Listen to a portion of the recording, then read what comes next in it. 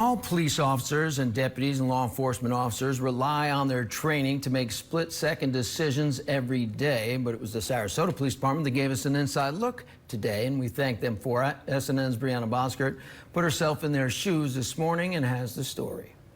The Sarasota Police Department training unit hosted a media day Friday. I got to see and feel a glimpse of what these officers face every day. Our first task was to put handcuffs on someone who was resisting arrest. It is a lot harder than what it looks like.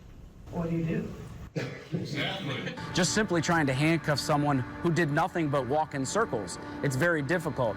And now take the aspect of someone who you actually have to take to jail, who's going to fight back. We have to just step up a little bit of what we need to do to get that person in custody safely without injuring them. Officer Paul Lockwood showed us how it's done. Okay, so I have his hand.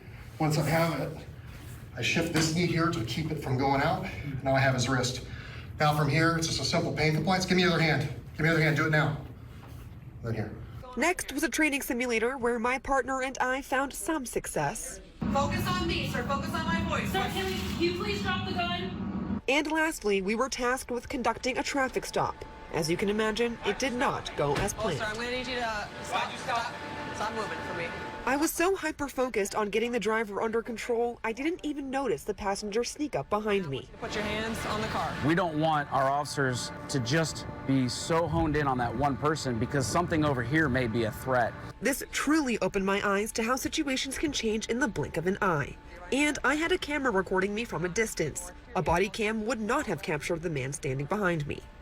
This day and age, there's cell phones out there everywhere. And the problem with that cell phone is it only records what it's facing, what it's pointing at. And there are threats that are behind it, to the side of it.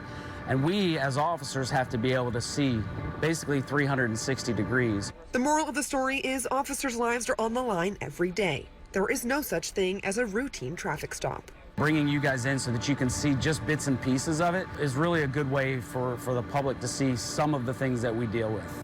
It takes a lot of training and selflessness to be the men and women in blue. Reporting in Sarasota, Brianna Boskert, SNN, the Suncoast News Network. And it is easy to be a Monday morning quarterback, whether it be in sports, in news, or law enforcement. But until you walk a mile in their shoes, you never really know what people are dealing with.